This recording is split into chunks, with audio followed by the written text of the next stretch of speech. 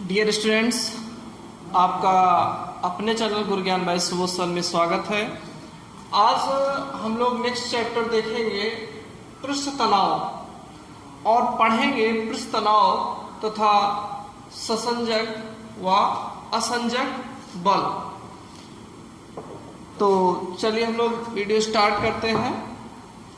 पृष्ठ तनाव dear students, आप लोग देखते होंगे कि जो वाटर का सरफेस होता है डियर स्टूडेंट्स, इस वाटर के सरफेस में कुछ न कुछ तनाव होता है और उस तनाव को आप देखने के लिए सबसे अच्छा एग्जाम्पल है कि यदि आपके घर के बगल में कहीं तालाब है और उस तालाब पर अगर आप ध्यान से देखिए तो कहीं बगल में तालाब है या घर पर ही कहीं पानी इस तरीके से स्टोर है जमीन पर या किसी बर्तन में स्टोर है, तो सिंपली तो हमको देखने के लिए मिल ही जाता है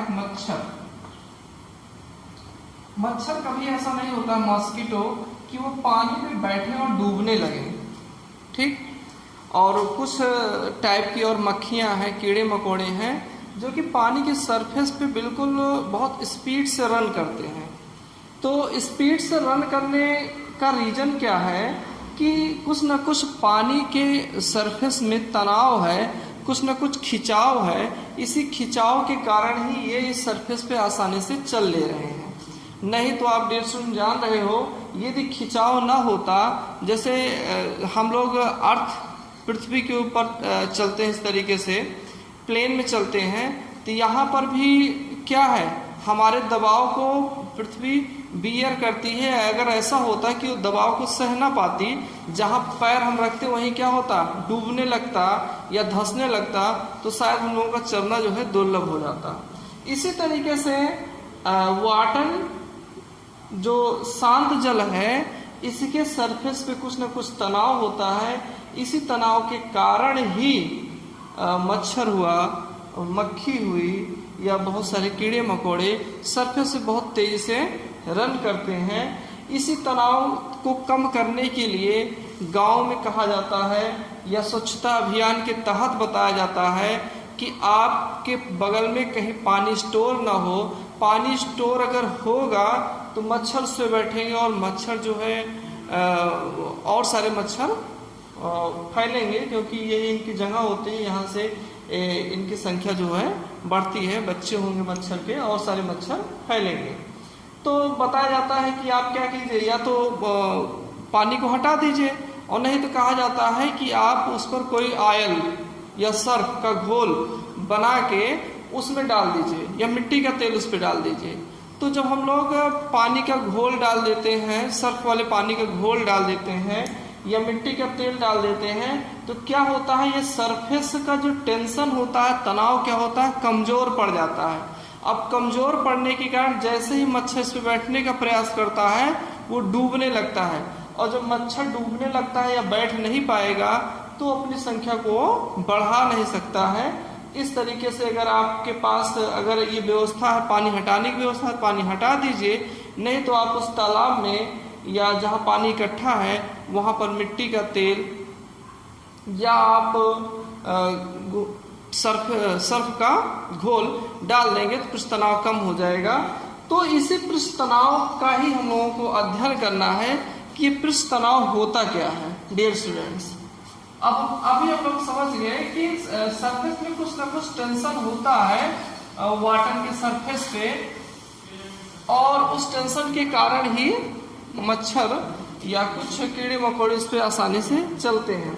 वैसे भी हम लोग समझ सकते हैं कि जैसे वाटर जो होता है, एक कोई स्वतंत्र वाटर का बूंद है, इसमें भी ध्यान रखिएगा, कोई बूंद है और वो ऐसे आप कहीं से ड्रॉप कर रहे हो तो हमेशा वो कम से कम क्षेत्रफल प्राप्त करने का प्रयास करेगा, और कम से कम क्षेत्रफल जो होता है इस सर्किल फिगर से ही बनता है।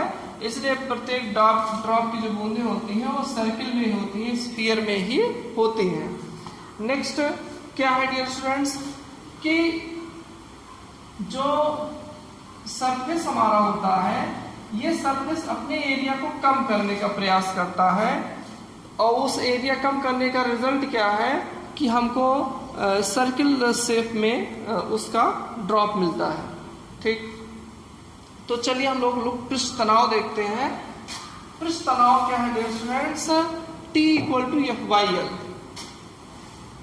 T equal to F by L simple सा फार्मूला है, T equal to F by L. और जब सिंपल सा फार्मूला है तो सिंपल से इसका मात्रक भी है न्यूटन प्रति मीटर, और यहीं से हम लोगों का बीमा भी इसका निकल आएगा।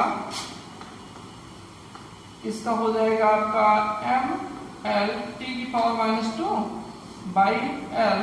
तो बीमा इसका डियर स्टूडेंट्स हो गया एम टी की पावर -2।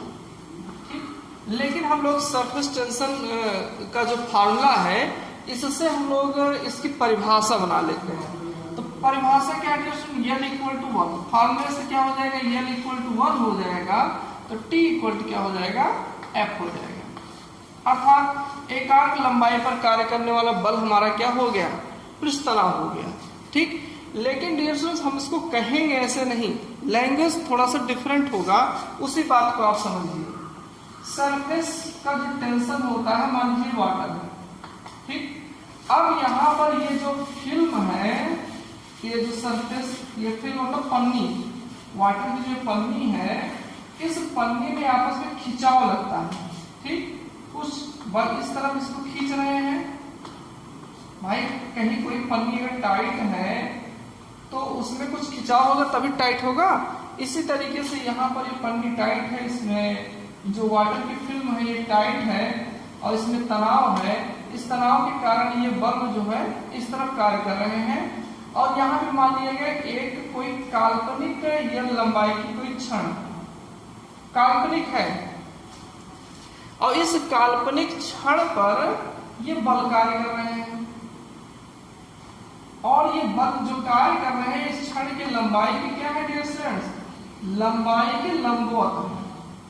ध्यान दीजिएगा पूरी बात, अभी पूरा परिभाषा क्लियर हो जाएगा।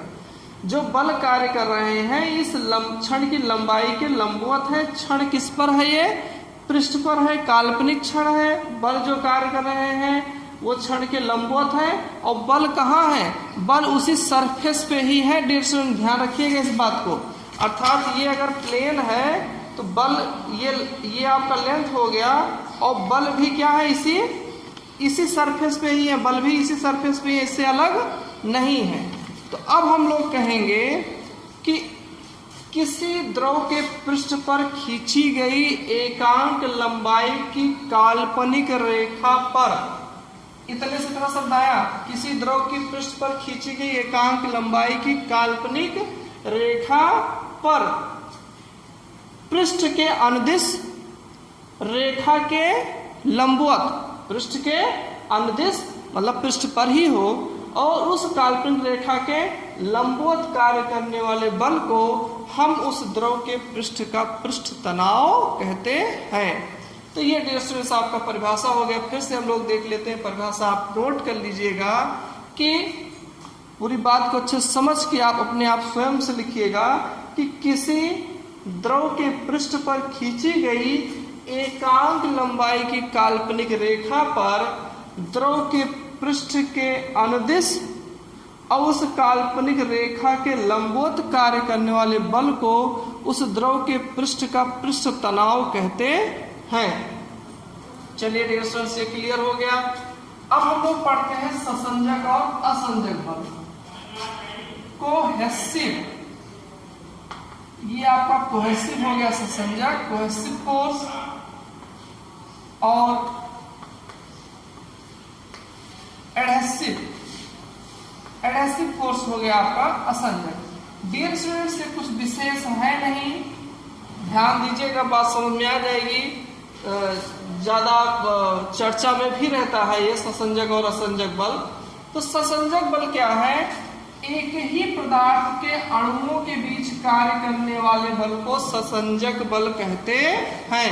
सिंपल सी परिभाषा है, एक ही पदार्थ के अणुओं के बीच कार्य करने वाले बल को ससंजक बल कहते हैं।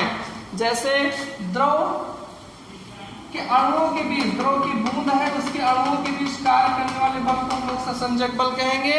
इसी ससंजक बल के कारण ही द्रव के अणु एक दूसरे से बंधे रहते हैं। ठीक। दूसरा है असंजक बल। दो भिन्न पदार्थों के बीच कार्य करने वाले आकर्षण बल को असंजक बल कहते हैं। भिन्न भिन्न पदार्थ के अणुओं के बीच जो बल कार्य करेगा उनको हम लोग असंजक बल कहेंगे। जैसे यहां पर इसमें बोर्ड है, बोर्ड के अपने एक कोई दूसरे अणु होंगे, और ये चाक है, चाक का अपना कोई दूसरा अणु होगा। अब इनके बीच एक बल कार्य किया, इसी बल के कारण ये चाक जो है इस बोर्ड से ज्वाइंट हो गया, चिपक गया। अर्थात इस चाक से हम इस बोर्ड पर लिखना तभी सार्थक हुआ या तभी हम लिख पाए जब इसके